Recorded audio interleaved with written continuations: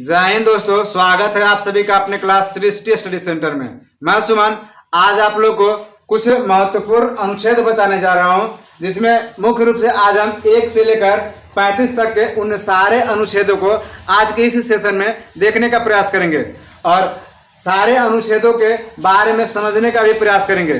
तो चलिए हम शुरू करते हैं और बारी बारी से सारे अनुच्छेदों पर चर्चा करने का प्रयास करते हैं। पहला हम देखते हैं अनुच्छेद 1। अनुच्छेद हुआ आपका अनुच्छेद 1 में आपका संघ तथा उसके राज्य क्षेत्र। संघ तथा उसके राज्य क्षेत्र अर्थात वर्तमान हिसाब से अगर बात की जाए तो भारत में 28 राज्य और 8 केंद्र शासित प्रदेश है। इस चीज का चर्चा आपका अनुच्छेद 1 में किया गया है।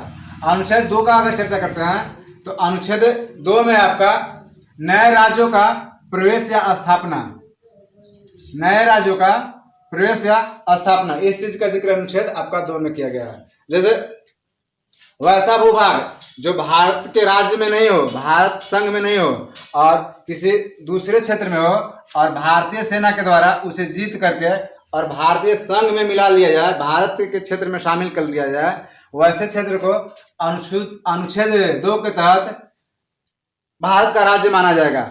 ठीक है, तो ये आपका नए राज्यों के प्रवेश और स्थापना का जिक्र अनुच्छेद 2 में किया गया है। जैसे एग्जाम्पल के आधार पर बात कर लिया जाए तो सिक्किम 1974 से पहले तक भारतीय राज्य क्षेत्र में नहीं था, भारत के सीमा में नहीं था। सिक्किम एक स्वतंत्र देश के रूप में था, लेकिन 1974 में सिक्किम को भारतीय संघ में मिलाया गया। ठीक है, और 1975 में यह आपका 36वां संविधान संशोधन के तहत भारत का 22वां राज्य बनाया गया। तो यह भारत का 22वां राज्य सिक्किम बना, जो आपका भारतीय भूभाग में नहीं था, इसे मिला लिया गया। तो नए राज्यों का प्रवेश या स्थापना आपका अनुच्छेद 2 के तहत है। ठीक है, अब अनुच्छेद 3 में देखते हैं हम। अनुच्छेद 3 में आपका नए राज्यों का निर्माण, नए राज्यों का निर्माण या सीमाओं में परिवर्तन, सीमाओं में परिवर्तन अर्थात इसके आधार पर हमें कह सकते हैं कि भारत के ही कोई वैसा राज्य जिसकी आबादी ज़्यादा हो या क्षेत्रफल ज़्यादा हो, जरूरत पड़ने पर सरकार के द्वारा उसे 2 राज्यों में विभाजित कर दिया जा सकता है। तो इस चीज़ का जिक्र अनुच्छेद आपका 3 में किया गया है। अनुच्छेद 3 के आधार पर कुछ भारतीय राज्यों का विभाजन करके और एक राज्य को विभाजन करके 2 राज्य बना दिया गया है। जैसे आप देख सकते हैं उत्तर प्रदेश राज्य से अलग होकर कौन सा राज्य बना है, तो उत्तरांचल बना। वर्तमान में उत्तरांचल का नाम उत्तराखंड हो गया। तो यूपी था, यूपी से अलग होकर के उत्तरांचल बना। उत्तरांचल बना कब? ये 2000 ईस्वी में, और उत्तरांचल से नाम बदल कर इसको उत्तराखंड कर दिया गया 1 जनवरी 2007 ईस्वी को। तो ये आपका उत्तर प्रदेश से अलग होने वाला उत्तरांचल राज्य हुआ। उसी तरह से मध्य प्रदेश से भी अलग एक राज्य हुआ था और वो था आपका छत्तीसगढ़। मध्य प्रदेश से छत्तीसगढ़ अलग हुआ था आपका 2000 में ही। ठीक है, और ये आपका भारत का राज्य बना था। इसके बाद आप देखते हैं तो बिहार से भी एक राज्य अलग हुआ। बिहार से अलग होने वाला राज्य आपका झारखंड था। झारखंड भी आपका 2000 में अलग हुआ और ये आपका अलग राज्य बना अनुच्छेद 3 के तहत।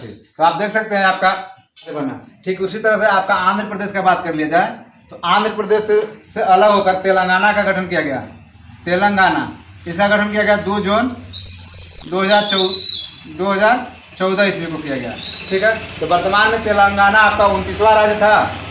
जब गठन हुआ था तेलंगाना का, तब वर्तमान स्थिति के आधार पर आप देखा जाए तो तेलंगाना भारत का 28वां राज्य है। ठीक है, तो ये चीज हुआ आपका। अब हम देखते हैं अनुच्छेद 4।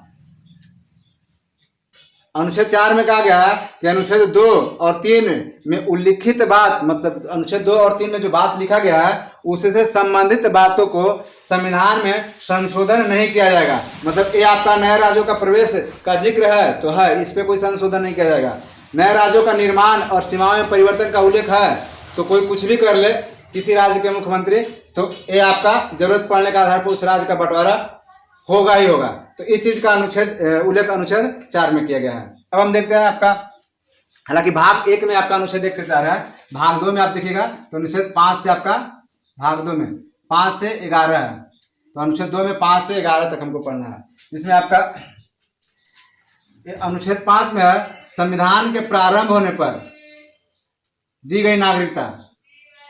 संविधान जब प्रारंभ हुआ था, संविधान जब तैयार हुआ था, उस समय दी गई नागरिकता, इस चीज का जिक्र अनुच्छेद 5 में किया गया है। ठीक है। अनुच्छेद 6 में आपका पाकिस्तान से भारत आने वाले लोगों को दी गई नागरिकता, इस चीज का जिक्र अनुच्छेद 6 में किया गया है। पाकिस्तान से भारत आए हुए लोगों को नागरिकता का प्रावधान अनुच्छेद 6 में किया गया है। ठीक है। और ये आपका अनुच्छेद 7 में आपका भारत से पाकिस्तान जाने वाले लोगों तथा स्वतंत्र, मतलब भारत जब स्वतंत्र हुआ था उससे पहले भारत में आए हुए लोगों को दी गई नागरिकता का जिक्र अनुच्छेद 7 में किया गया है। तो अनुच्छेद 6 है पाकिस्तान से भारत आने वालों को नागरिकता का उल्लेख है, और अनुच्छेद 7 में है भारत से पाकिस्तान जाकर और पुनः आपका स्वतंत्रता से पहले भारत में आए हुए लोगों को नागरिकता देने का प्रावधान जो है अनुच्छेद 7 में किया गया है। ठीक है। अनुच्छेद 8 में क्या है आपका, भारतीय लोग जो विदेश में काम कर रहे हो या विदेश घूमने गए हो वैसे लोग का नागरिकता बना रहे, इस चीज का प्रावधान अनुच्छेद 8 में किया गया है। अनुच्छेद 9 में कहा है तो भारतीय लोग जो विदेशी नागरिकता ग्रहण कर लिए हैं उनका भारतीय नागरिकता का समाप्त हो जाना, इस चीज का जिक्र अनुच्छेद आपका 9 में किया गया है। ठीक है। और अनुच्छेद 10 में क्या है तो नागरिकता के अधिकारों का बना रहना है। नागरिकता के अधिकारों का बना रहना, आपका नागरिकता किस तरह से बना रहेगा, इस चीज का जिक्र आपका अनुच्छेद 10 में किया गया है। ठीक है। अब अनुच्छेद 11 में हम देख लेते हैं। अनुच्छेद 11 में आपका नागरिकता से संबंधित कानून संसद द्वारा समय समय पर बनाया जाए, इस चीज का जिक्र किया गया है अनुच्छेद 11 में। तो ये आपका संसद द्वारा बनाया गया कानून समय समय पर नागरिकता से संबंधित, इस चीज का जिक्र किया गया अनुच्छेद आपका 11 में। ठीक। अब अनुच्छेद हम 12 देखते हैं। अनुच्छेद 12 में आपका मूल अधिकार की परिभाषा, मूल अधिकार की परिभाषा, इस चीज का जिक्र किया गया है अनुच्छेद 12 में किया गया है। ठीक है। अनुच्छेद 13 में क्या है तो हमारे मूल अधिकार को किसी दूसरे मूल अधिकार अगर प्रभावित करे तो उस मूल अधिकार पर प्रतिबंध लगाया जा सकता है, इस चीज का जिक्र अनुच्छेद 13 में किया गया है। हमारे वर्तमान मूल अधिकार को पहले का कोई मूल अधिकार है प्रतिबंध मतलब प्रभावित करे तो उस चीज का जिक्र किया गया अनुच्छेद 13 में। ठीक है। अब अनुच्छेद 14 में देखते हैं तो आपका विधि के समक्ष समानता का अधिकार, मतलब कानून के सामने प्रत्येक लोग एक समान हो, इस चीज का जिक्र किया गया अनुच्छेद 14 में। ठीक। अनुच्छेद 15 में देखते हैं तो जाति, धर्म, लिंग, जन्म स्थान इत्यादि के आधार पर भेदभाव न करे, इस चीज का जिक्र किया गया अनुच्छेद 15 में। मतलब जाति, धर्म, लिंग या जन्म स्थान के आधार पर भेदभाव को वर्जित किया गया अनुच्छेद 15 में। 16 में आपका लोक नियोजन में अवसर की समानता, लोक नियोजन करने का मतलब सरकारी नौकरी में आपको समान अवसर दिया जाएगा, प्रत्येक लोगों को एक समान अवसर दिया जाएगा, इस चीज का जिक्र किया गया अनुच्छेद 16 में। अब देखते हैं अनुच्छेद 17। अनुच्छेद 17 में आपका अस्पृश्यता का अंत, अस्पृश्यता का अंत कहने का मतलब छुआछूत का अंत, इस चीज का जिक्र किया गया अनुच्छेद 17 में किया गया है। अब हम देखते हैं अनुच्छेद 18। अनुच्छेद 18 में आपका उपाधियों का अंत, पहले जितना भी उपाधि दिया जाता था उस सब उपाधियों का अंत कर दिया गया। अब शिक्षा और सेना के क्षेत्र में ही केवल उपाधि दिया जा सकता है, बाकी किसी क्षेत्र में उपाधि नहीं दिया जा सकता है। अगर विदेशी उपाधि किसी व्यक्ति को लेना हो तो राष्ट्रपति की लेने से पूर्व अनुमति लेना आवश्यक हो जाता है, राष्ट्रपति की अनुमति के बाद ही विदेशी उपाधि लिया जा सकता है। जैसे पहले अधिकतर लोगों को उपाधि दिया जाता था, जैसे गांधी जी को ही बहुत सारा उपाधि दिया गया, गांधी जी को बापू का उपाधि दिया गया, मलंग बाबा का उपाधि दिया गया। ठीक है। इसके बाद वन मैन बाउंड्री फोर्स को उपाधि दिया गया, राष्ट्रपिता का उपाधि दिया गया, फिर अर्धनग्न फकीर बोला गया। तो ये सारे उपाधि को अब नहीं दिया जा सकता है या भारतीय लोग नहीं ले सकते हैं, इस चीज पर प्रतिबंधित लगाया गया अनुच्छेद 18 में। अनुच्छेद 18 में ही आपका एक और चीज किया गया, अनुच्छेद 18 में आपका जितना भी जैसे राष्ट्रीय सम्मान दिया जाता है, राष्ट्रीय पुरस्कार दिया जाता है, जैसे भारत रत्न हुआ, पद्म भूषण, पद्म विभूषण और पद्म श्री या खेल रत्न से भी दिया जाता है, तो अनुच्छेद 18 के तहत ही दिया जाता है। तो ये चीज आपका क्लियर हुआ। अब 19 में देखते हैं तो 19 में आपका 6 प्रकार के मौलिक अधिकार का जिक्र किया गया है। 6 प्रकार के मौलिक अधिकार का जिक्र आपका 19 में किया गया है। अब हम बारी बारी से देखते हैं 6 प्रकार का मौलिक अधिकार कौन कौन है। तो ये आपका 19 के पहला में आपका वाक स्वतंत्रता, वाक स्वतंत्रता या बोलने की आज़ादी है, या प्रेस की स्वतंत्रता, प्रेस की स्वतंत्रता, मीडिया को जो स्वतंत्रता दिया गया है उस चीज़ का जिक्र, आपको जो बोलने का अधिकार दिया गया है उस चीज़ का जिक्र अनुच्छेद आपका 19 के ए में किया गया है, पहला में किया गया है। 19 का 2 देखते हैं, तो ये आपका बिना हथियार के किसी भी संघ अथवा संगठन में शामिल होने का स्वतंत्रता दिया गया। आप बिना हथियार के किसी भी सम्मेलन में भाग ले, इस चीज़ का आज़ादी आपको दिया गया अनुच्छेद 19 के 2 में दिया गया है। अब 19 के आपका 3 में है संघ अथवा संगठन बनाने का स्वतंत्रता, संघ या संगठन बनाने का स्वतंत्रता। आपका मन, आप किसी एक दल को बना सकते हैं, इस चीज़ का जानकारी आपको अनुच्छेद 19 के 3 में दिया गया है। ठीक है, अब 19 के 4 में देखते हैं, देश के किसी भी क्षेत्र में भ्रमण करने की स्वतंत्रता। भारत के किसी भी क्षेत्र में आप भ्रमण कर सकते हैं, इस चीज का आपको फुल आजादी दिया गया अनुच्छेद 19 के 4 में। ठीक है, आपका 19 के 5 में आपका किसी भी क्षेत्र में, भारत के किसी भी क्षेत्र में निवास करने की स्वतंत्रता, रहने की या बसने की स्वतंत्रता। हालांकि पहले जम्मू कश्मीर में वैध था, लेकिन वर्तमान कानून के हिसाब से देख लिया जाए तो जम्मू कश्मीर में अब आप मतलब कोई भी लोग जाकर के निवास कर सकते हैं, रह सकते हैं, बस सकते हैं। तो ये चीज़ है, किसी भी क्षेत्र में भारत के निवास करने की, रहने बसने की स्वतंत्रता है आपका। ठीक है, अनुच्छेद आपका 19 के 6 में है आपका आजीविका की स्वतंत्रता। मतलब आप भारत के किसी भी कोना में जाकर के, किसी भी क्षेत्र में जाकर के और अपना रोजगार खोल सकते हैं, इस चीज का उल्लेख आपका अनुच्छेद 19 के 6 में किया गया है। ठीक है, अब एक और चीज है आपका, जैसे 19 के पहिला के क आप देख लीजिए, तो इसमें दिया गया है झंडा फहराने का अधिकार। पहले प्रत्येक लोगों को झंडा फहराने का अधिकार नहीं था, लेकिन वर्ष 2002 से भारत के प्रत्येक नागरिक झंडा फहरा सकते हैं, इस चीज का स्वतंत्रता आपका 19 के पहला के क में दिया गया था। तो ये आपका मौलिक अधिकारों का जिक्र हो गया। ठीक है, अब हम देखते हैं अनुच्छेद 19 क्लियर हो गया। अनुच्छेद 20 पे देखते हैं।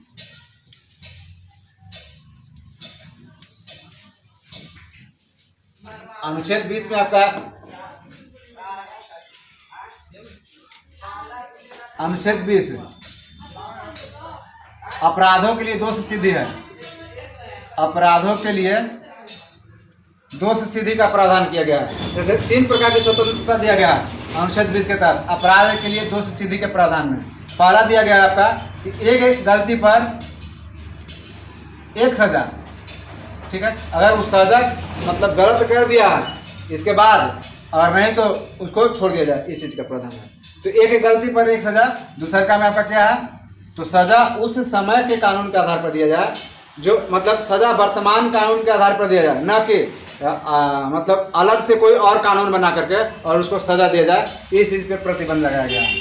ठीक है, इनमें आपका क्या है कि सजा पाने वाले कैदी को एक सुरक्षा दिया जाए, संरक्षण दिया जाए। तो इस चीज का भी जिक्र किया गया अनुच्छेद आपका 20 के 20 में।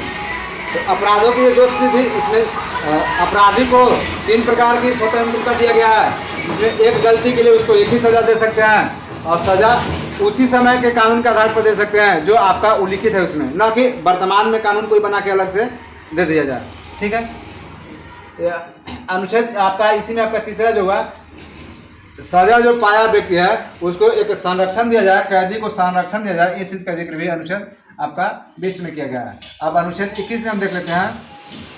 21 में आपका प्राण एवं दैहिक स्वतंत्रता है। प्राण एवं दैहिक स्वतंत्रता मतलब आपको अपना जान बचाने का अधिकार दिया गया है। हालांकि इसी अनुच्छेद के तहत टैक्स वगैरह भी लिया जाता है, जैसे चालान वगैरह काटा जाता है रोड पर, जो गाड़ी प्रदूषण फैलाने का काम करता है ज़्यादा, या बिना हेलमेट के कोई यात्री अगर सफ़र करते हो तो उस आधार पर चालान काटने का काम आपका अनुच्छेद 21 के तहत किया जाता है। तो प्राण एवं दैहिक स्वतंत्रता, इस चीज़ का जिक्र अनुच्छेद 21 में किया गया है। ठीक है, अनुच्छेद 21 के क में आपका, या 21 के 1 में 6 से 14 वर्ष के बच्चों को निःशुल्क और अनिवार्य शिक्षा का प्रावधान किया गया है। 6 से 14 वर्ष के बच्चों को निःशुल्क और अनिवार्य शिक्षा का प्रावधान अनुच्छेद 21 के क में किया गया है। ठीक है, अब अनुच्छेद 22 देख लेते हैं। ये 22 में आपका गिरफ्तारी एवं निरोध है। गिरफ्तारी एवं निरोध इसमें कहा गया है कि व्यक्ति को अगर गिरफ्तार करने गए पुलिस को पहले वारंट दिखाना होगा किस चीज़ के लिए उसे गिरफ्तार किया जा रहा है, इसके बाद उसे गिरफ्तार किया जाएगा। दूसरा बात, गिरफ्तार जब कर लिया गया तो उसे 24 घंटा के अंदर न्यायालय में पेश किया जाना रहता है। ठीक है, न्यायालय में 24 घंटा के अंदर पेश कर दिया जाना रहता है। ये चीज़ था। अगर किसी कारणवश छुट्टी का समय आ जाए तो छुट्टी के समय और फिर बीच में आने जाने का जो समय रहता है रास्ता में, उस चीज़ को नहीं जोड़ा जाता है। ठीक है, ये चीज़ आपका अनुच्छेद 22 में किया गया था। ठीक, अब अनुच्छेद आपका 23 में देखते हैं। 23 में आपका बलात्श्रम या बेगारी प्रथा पर प्रतिबंध या महिलाओं के क्रय विक्रय पर रोक, मतलब महिलाओं के क्रय विक्रय पर रोक लगाया गया है। बलात्श्रम, आप जबरदस्ती काम नहीं करा सकते किसी से, या बेगारी प्रथा, आप जबरदस्ती मतलब काम करा करके और पैसा नहीं देंगे तो इस पर भी आपका मतलब प्रतिबंध लगाया गया है। बलात्श्रम, ना तो जबरदस्ती काम करा सकते हैं, बेगारी प्रथा, ना तो आप काम करा करके और पैसा उसे नहीं दे सकते हैं, इस चीज़ पर भी रोक लगाया गया है। आपको देना ही होगा। आपका क्रय विक्रय महिलाओं का है, इस चीज़ पर भी रोक लगाया गया है। ठीक है, तो अब आप देखते हैं आगे अनुच्छेद 24। अनुच्छेद 24 में आपका 6 से 14 वर्ष के बच्चों को कल कारखाना में काम करने से रोका गया है। 6 से 14 वर्ष के बच्चों को कल कारखाना में काम करने की अनुमति नहीं दिया गया, अनुच्छेद 24 में दिया गया है। ठीक है, अनुच्छेद हम 25 देखते हैं तो अंतःकरण की स्वतंत्रता दिया गया है। अंतःकरण मतलब आप स्वेच्छा से किसी भी धर्म को अपना सकते हैं, किसी भी धर्म को मान सकते हैं, पूजा कर सकते हैं, इस चीज का जिक्र किया गया है। ठीक है, तो अंतःकरण का जिक्र किया गया है। हालांकि अनुच्छेद 25 हो जाएगा, 24 तो क्लियर हुआ। अनुच्छेद 25 में आपका अंतःकरण का जिक्र किया गया है। ठीक है, और अनुच्छेद 25 के तहत सिखों को कृपान रखने का अधिकार दिया गया है। सिख लोग जो कृपान रखते हैं उसका अधिकार अनुच्छेद 25 में दिया गया है। अंतःकरण, आप किसी भी धर्म को मन में मान सकते हैं, इस चीज़ का उल्लेख आपका अनुच्छेद 25 में किया गया है। अनुच्छेद 26 में आपका सामूहिक धार्मिक स्वतंत्रता, सामूहिक धार्मिक स्वतंत्रता मतलब आप पंडाल लगा करके कहीं भी पूजा कर सकते हैं। ठीक है, एक निश्चित समय तक के लिए, इस चीज़ का जिक्र आपका अनुच्छेद 26 में किया गया है। ठीक है, तो ये आपका हुआ कहीं भी पंडाल लगा करके पूजा किया जा सकता है सीमित समय के लिए, ये आपका अनुच्छेद 26 में किया गया है। ठीक है, तो ये चीज़ आपका क्लियर हुआ है। इसी के तहत आप एक चीज़ देखते होंगे, ये चीज़ कि दुर्गा पूजा में कहीं कहीं रोड के साइड में भी मूर्ति रख दिया जाता है, तो ये आपका उस समय तक, कुछ समय तक, एक सीमित समय तक के लिए होता है। तो उस आधार पर यह अनुच्छेद 26 के आधार पर रख करके या पूजा किया जा सकता है। इस चीज़ का उल्लेख आपका अनुच्छेद 26 में किया गया है। अनुच्छेद 27 में हम देखते हैं तो जबरन चंदा वसूली पर प्रतिबंध लगाया गया है। जबरन चंदा नहीं वसूल सकते किसी व्यक्ति से, इस चीज़ पर प्रतिबंध अनुच्छेद 27 में लगाया गया है। अनुच्छेद 28 में कहा गया है धार्मिक शिक्षा पर प्रतिबंध, धार्मिक शिक्षा पर प्रतिबंध लगाया गया है। कहने का मतलब कि सरकारी शिक्षण संस्थान जो सरकारी पैसा से अनुदान से चल रहा है उसमें किसी धर्म का शिक्षा नहीं दिया जाएगा, इस चीज़ को मतलब प्रतिबंधित किया गया है अनुच्छेद 28 के तहत। अब हम देखते हैं अनुच्छेद 29। अनुच्छेद 29 में आपका अल्पसंख्यक के हितों का संरक्षण किया गया है। अल्पसंख्यक वर्ग के जो लोग रहते हैं उसके हितों का संरक्षण किया गया है। अर्थात कहने का मतलब अल्पसंख्यक वर्ग के लोग सामान्य स्कूल या कॉलेज में कहीं भी जा करके और पढ़ सकते हैं, उस चीज़ का जिक्र अनुच्छेद 29 में किया गया है। ठीक है, अब अनुच्छेद 30 में हम देखते हैं तो अल्पसंख्यक वर्ग के लोगों को शिक्षण संस्थान खोलने की अनुमति। अब इसमें आपका कहा गया है ऐसा कहने का मतलब अगर यहाँ नहीं जा करके पढ़ सकते हैं अल्पसंख्यक वर्ग के लोग, ठीक है, तो खुद का एक अलग से शिक्षण संस्थान स्थापना कर सकते हैं और वहाँ पे ये लोग पढ़ सकते हैं और पढ़ाने का काम कर सकते हैं। इस चीज़ का जिक्र किया गया अनुच्छेद 30 में। ठीक है, अब अनुच्छेद 31 में देखते हैं तो 31 में आपका पैतृक संपत्ति की चर्चा है। पैतृक संपत्ति की चर्चा, ठीक है, हालांकि इस संपत्ति को आपका मूल अधिकार की श्रेणी से हटा करके मौलिक कर्तव्य की श्रेणी में डाल दिया गया 44वां संविधान संशोधन 1978 के तहत। ठीक है, 1978 में ये चीज हुआ।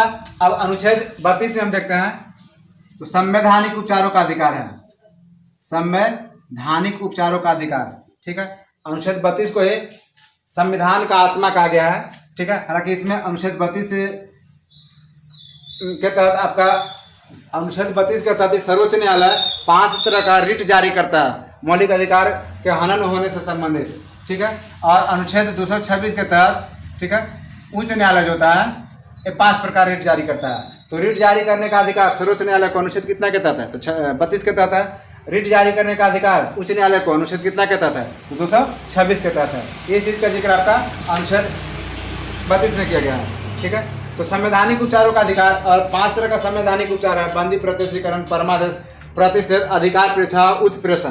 तो हम इसमें अभी उसका चर्चा नहीं करेंगे, हम अनुच्छेद पर चर्चा कर रहे हैं, उसका चर्चा बाद में करेंगे। अब देखते हैं अनुच्छेद आपका 33, अनुच्छेद 33 है, ठीक है। तो 33 में कहा गया कि राष्ट्रीय सुरक्षा के मामले में, ठीक है, राष्ट्रीय सुरक्षा के मामले में किसी के भी मूल अधिकार को प्रतिबंधित किया जा सकता है। विशेषकर यहाँ पे कहा गया आपका सेना के मूल अधिकार को प्रतिबंधित किया जाता है, मीडिया के मूल अधिकार को प्रतिबंधित किया जाता है, और गुप्तचर के मूल अधिकार को प्रतिबंधित किया जा सकता है, ठीक है। तो अनुच्छेद 33 में इस चीज का जिक्र किया गया है, ठीक है। अनुच्छेद 34 में देखते हैं। 34 में आपका कहा गया है भारत के किसी भी क्षेत्र में सेना द्वारा मार्शल लॉ, एक कानून जो होता है उसको लागू किया जा सकता है, और वहाँ के लोग के मूल अधिकार को कुछ समय के लिए प्रतिबंधित किया जा सकता है। अब जिस क्षेत्र में मार्शल लॉ कानून लागू हो जाएगा उस क्षेत्र के लोगों को का मूल अधिकार को प्रतिबंधित किया जा सकता है। मार्शल लॉ उस कंडीशन में लागू होता है जब किसी क्षेत्र में टेररिस्ट घुस जाते हैं तो सेना द्वारा कार्रवाई करना होता है, और कार्रवाई करने के उपरांत, करने से पहले वहाँ के लोगों को वहाँ से निकाल दिया जाता है। इस प्रकार उसके मौलिक अधिकार को कुछ समय तक के लिए प्रतिबंधित किया जा सकता है, ये चीज़ है। अब अनुच्छेद 35 में हम देखते हैं। अनुच्छेद 35 है, इसमें भाग 3 में दिए गए मूल अधिकार को लागू होने की चर्चा किया गया है। भाग 3 में जितना भी मूल अधिकार दिया गया है उस चीज को लागू करने की चर्चा अनुच्छेद आपका 35 में है। तो ये आपका अनुच्छेद 1 से लेकर के और 35 तक पूरा का पूरा आप इस चीज में देखें। तो ये आपका आज पूरा क्लियर हो गया अनुच्छेद 1 से 35। अब हम फिर कभी अनुच्छेद 35 से बाद वाले को चर्चा कर लेंगे, ठीक है। तो चलिए आज हम इस वीडियो में इतना ही रहने देते हैं, इसके बाद फिर हम अगले वीडियो में मिलेंगे। आज के लिए इतना ही, फिर मिलेंगे अगले वीडियो में, तब तक के लिए धन्यवाद।